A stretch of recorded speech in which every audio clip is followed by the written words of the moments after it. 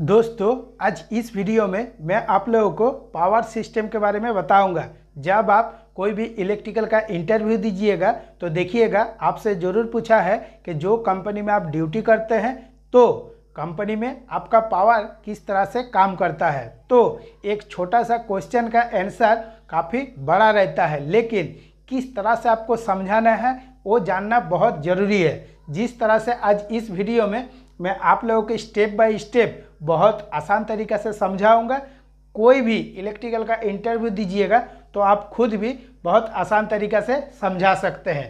तो पहले आपको जानना ज़रूरी है कि हमारा पावर कहाँ से आ रहा है। पावर आ रहा है डीवीसी से, और देखिएगा डीवीसी से पावर हमारा आता है और पहले प्लांट में इन होता है। तो यहीं से आपको शुरुआत करना है, तभी क्या होगा जब आप इंटरव्यू दे रहे हैं उसको तुरंत पता चल जाएगा। एकदम मेन पॉइंट से ही आप समझाना स्टार्टिंग किए हैं।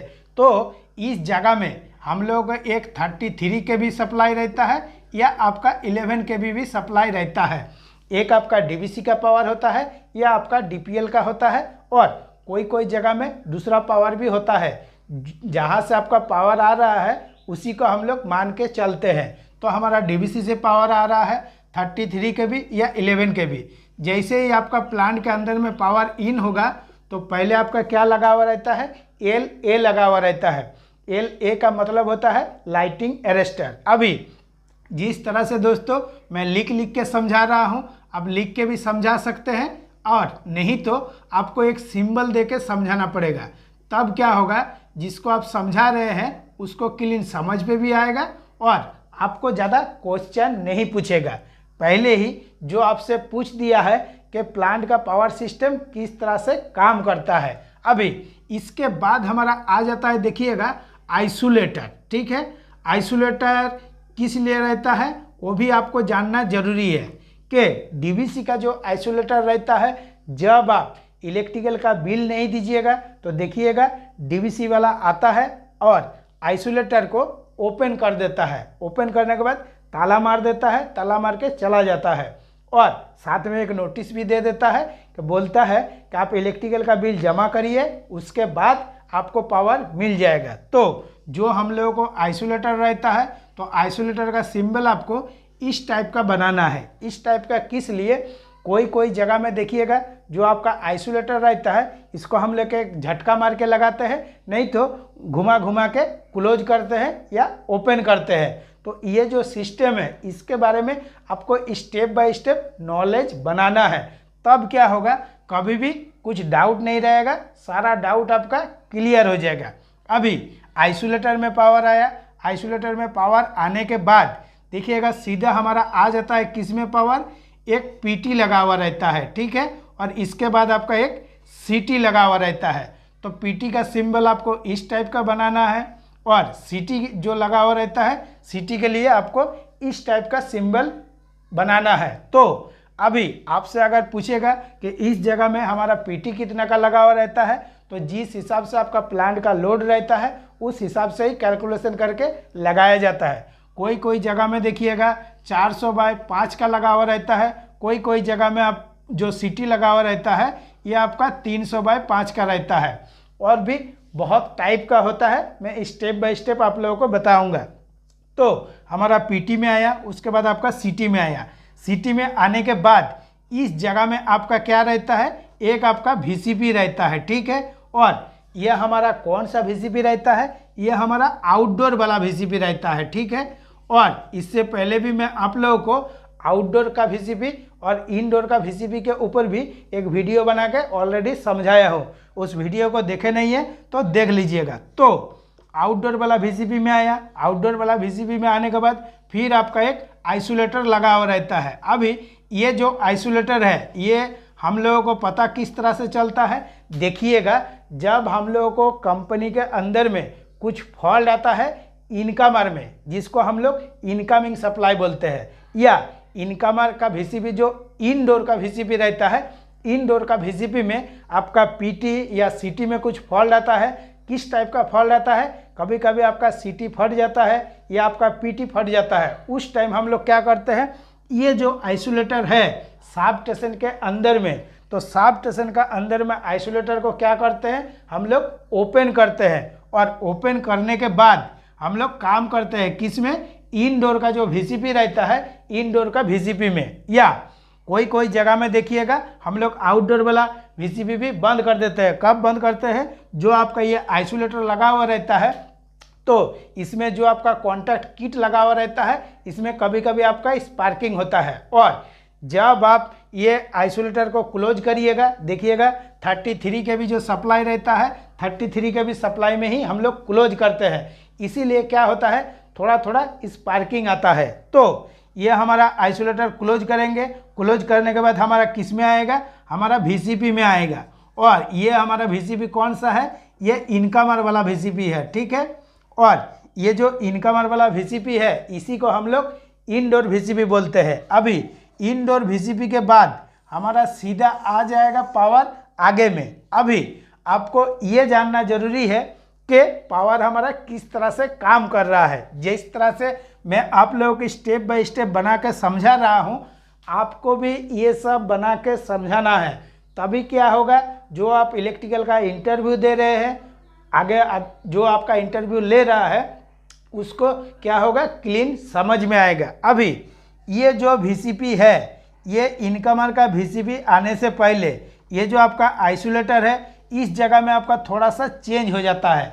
कोई कोई कंपनी में क्या चेंज होता है, देखिएगा एक साच अरेस्टर लगा हुआ रहता है और एक कैपेसिटर बैंक लगा हुआ रहता है। तो जो आपका साच अरेस्टर जहाँ पे लगा हुआ रहता है उसका सिंबल आपको इस टाइप का बनाना है, और जो कैपेसिटर है इसका सिंबल आपको इस टाइप का बनाना है। तो इस जगह में आप उसको ऐड करके भी बना सकते हैं। जो जगह में आप ड्यूटी कर रहे हैं, सब स्टेशन में जाके आपको एक बार मिला के भी देखना है कि किस तरह से हमारा पावर आ रहा है और किस तरह से काम कर रहा है। इसके बाद हमारा जो ये इनडोर का वीसीपी है, जिसको हम लोग इनकमर बोलते हैं, तो आइसोलेटर को क्लोज करने के बाद हमारा वीसीपी में सप्लाई आ गया। आने के बाद जब हम इनडोर का वीसीपी ऑन करेंगे तो हमारा सब स्टेशन में जितना सारा आपका वीसीपी लगा हुआ है, तो इस जगह में आपका बहुत सारा वीसीपी लगा हुआ रहता है।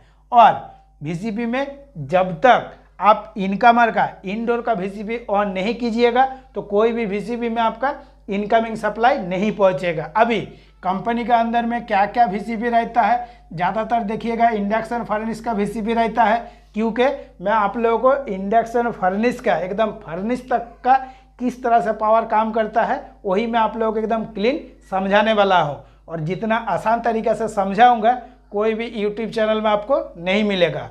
मैं भी कुछ यूट्यूब चैनल में ये देखा हूँ कि सिर्फ एक ही ऊपर में हेडिंग दिया हुआ है कि सब स्टेशन में आपका पहले पीटी रहता है या सीटी रहता है, इसी के ऊपर आपका 15 मिनट का एक वीडियो भी बन जाता है इतना बताने के लिए।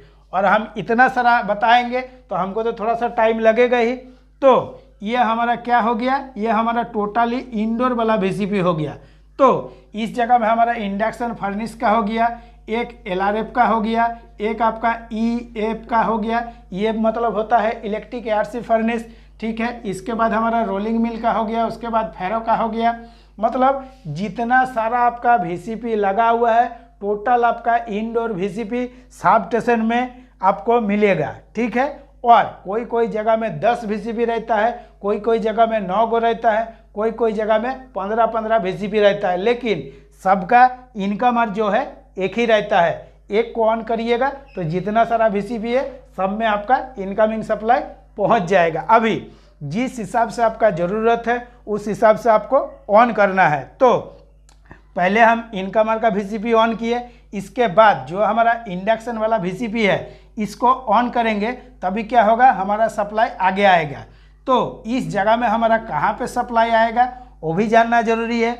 वीसीपी को ऑन किए तो इस जगह में हमारा आएगा ट्रांसफार्मर में। देखिएगा मैं जिस तरह से आप लोगों को बता रहा हूँ एकदम सेम टू सेम आपका मैच हो जाएगा। तो ये जो वीसीपी हम ऑन किए, इसके बाद इस जगह में हमारा ट्रांसफार्मर में 33 के भी सप्लाई इन हुआ।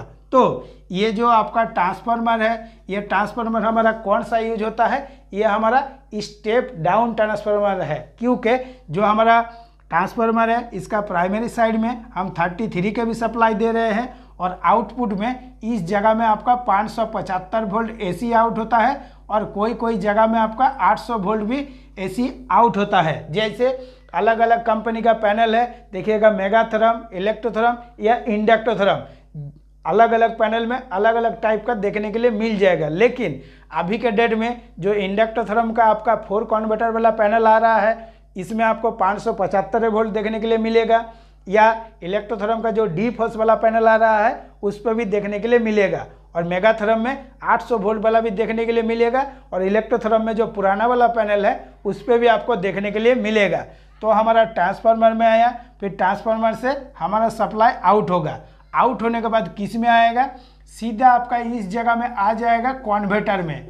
चाहे कोई भी कंपनी का पैनल रहे, चाहे मेगाथर्म, इलेक्ट्रोथर्म या इंडक्टोथर्म, कोई भी कंपनी रहे, सबका आपका कॉन्वर्टर में ही पावर आएगा। अभी जैसे मैं आप लोगों को इससे पहले बताया हूँ, सिंगल कन्वर्टर, डुअल कन्वर्टर और 4 कन्वर्टर, जितना ज़्यादा हाई कैपेसिटी रहेगा उस हिसाब से आपका बस बार आएगा। जैसे सिंगल कन्वर्टर है, इसके लिए आपका 3 बस बार आता है।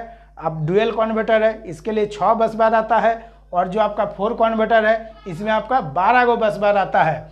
तो इस टाइप से आपको स्टेप बाय स्टेप समझना है। तो कन्वर्टर में हमारा कौन सा सप्लाई आया, एसी सप्लाई। इस जगह में हमारा फ्रीक्वेंसी कितना है, ये 50 फ्रीक्वेंसी है।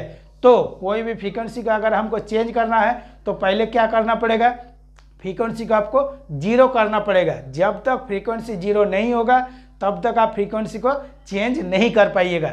इसीलिए कन्वर्टर में जो हमारा फ्रीक्वेंसी रहता है ये हमारा 50 होता है। इसके बाद कन्वर्टर से जो हमारा आउट होता है तो इस जगह में हमारा डीसी बनता है, ठीक है। और डीसी के लिए मैं इससे पहले भी एक कैलकुलेशन के बारे में बताया हूँ कि आपका जो ये 575 वोल्ट है तो इसको आपको किस तरह से कैलकुलेशन करना है। एक तो 1.35 दे के कर सकते हैं, और एक आसान तरीका है, देखिएगा ज़्यादातर हम लोग क्या करते हैं 575 इंटू 1.4142 दे के। तो ये जो 14142 आया ये किसका मान है, ये आपका √2 का जो मान है ये है हमारा 1.4142। देखिएगा जब आप मतलब नेट में सर्च करिएगा तो आपको ये चीज़ देखने के लिए मिल जाएगा। एकदम √1 से लेके √30 तक आपका मान दिया हुआ है। तो √2 का मान से ही हम लोग इस जगह में कैलकुलेशन करते हैं कि कितना हमारा डीसी बनेगा। इस जगह में आपका 800 बनेगा, इस जगह में आपका 813 बनेगा। एक बार कैलकुलेशन करके देख लीजिएगा, तब क्या होगा आपके अंदर में जितना सारा डाउट है सारा डाउट क्लियर हो जाएगा। क्योंकि मैं जो भी वीडियो बनाता हूं आप लोगों के अंदर में कुछ डाउट नहीं रखता हूं। और आज जो मैं वीडियो के बारे में समझा रहा हूं, इसी वीडियो के लिए बहुत सारा फ्रेंड हमसे रिक्वेस्ट भी किया है कि हमारा पावर सिस्टम किस तरह से काम करता है। तो हमारा कन्वर्टर में आया, कन्वर्टर में आने के बाद हमारा किस में आएगा, डीसी चोक में आएगा। तो डीसी चोक का काम हमारा क्या है, इससे पहले भी मैं बताया हूँ कि कन्वर्टर से जो आपका एसीआर लगा हुआ रहता है इसमें क्या होता है आपका प्योर डीसी नहीं बन पाता है, एसी का कुछ मात्रा रह जाता है। तो इसी को फिल्टर करता है कौन, डीसी चोक। डीसी चोक फिल्टर करके आपका प्योर डीसी बनाता है। प्योर डीसी बनने के बाद हमारा किस में आ जाता है, इस जगह में हमारा इन्वर्टर में आ जाता है, ठीक है। तो इन्वर्टर में आया, इन्वर्टर में आने के बाद देखिएगा जो मेगाथर्म और इलेक्ट्रोथर्म है इसमें आपका क्या लगा हुआ रहता है, एक आपका DIDT कॉइल लगा हुआ रहता है। अभी कुछ दिन पहले एक वीडियो बनाया था, बहुत सारा फ्रेंड ये कमेंट किया था इसी जगह में कि आप कौन सा कॉइल बताए हैं और एक बार रिपीट करके बता दीजिएगा। तो ये जो DIDT कॉइल में आया, तो DIDT कॉइल में आने के बाद आपका किस में आएगा, सीधा आ जाएगा कैपेसिटर बैंक में। अभी जितना सारा फ्रेंड इंडक्टोथर्म में काम कर रहे हैं इसको तो आपको DIDT कॉइल देखने के लिए नहीं मिलेगा, लेकिन पैनल के ऊपर आपका क्या देखने के लिए मिलेगा, चोक लगा हुआ रहता है, चोक देखने के लिए मिलेगा। और इलेक्ट्रोथर्म और आपका मेगाथर्म में देखिएगा DIDT कॉइल लगा हुआ रहता है।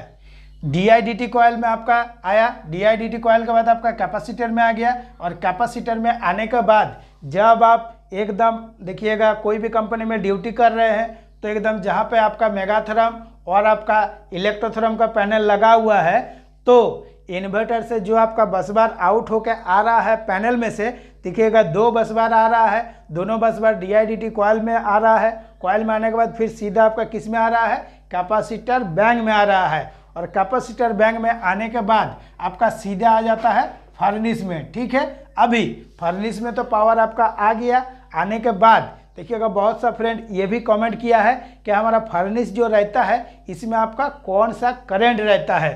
तो इस जगह में आपका कौन सा करंट रहता है, इस जगह में आपका ED करंट रहता है। ठीक है, और ये सब के ऊपर बिल्कुल भी डाउट नहीं रखना है। अभी ये जो ED करंट है इसके बारे में भी मैं समझाया हूँ। GLD पार्ट 1, 2, 3, 4, 5, 6 देखिएगा, वीडियो बना के ऑलरेडी समझाया हूँ। बहुत सा फ्रेंड का ये डाउट है कि हमको तो वीडियो मिल नहीं रहा है, हम देखेंगे कैसे। तो पहले आप GLD लिख के सर्च करिए, चाहे मेगाथर्म, इलेक्ट्रोथर्म या इंडक्टोथर्म, किसी का भी GLD लेके सर्च करिए, तभी आपके पास ऑटोमेटिकली वीडियो आ जाएगा। हमसे जितना देर व्हाट्सएप में आप पूछिएगा उतना देर में यूट्यूब में सर्च करके आपके पास वीडियो भी आ जाएगा और बहुत आसान तरीक़ा से आप देख लीजिएगा। तो जब आप इलेक्ट्रिकल का इंटरव्यू दीजिएगा तो जितना सारा सिस्टम के बारे में मैं बताया हूँ आपको भी स्टेप बाय स्टेप समझाना है, तब क्या होगा, सारा डाउट भी क्लियर हो जाएगा। और जिस तरह से मैं सिंबल दे के समझाया हूँ, सिंबल दे के भी आप समझा सकते हैं, नहीं तो जिस तरह से मैं लिख लिख के समझाया हूँ इस तरह से भी आप समझा सकते हैं।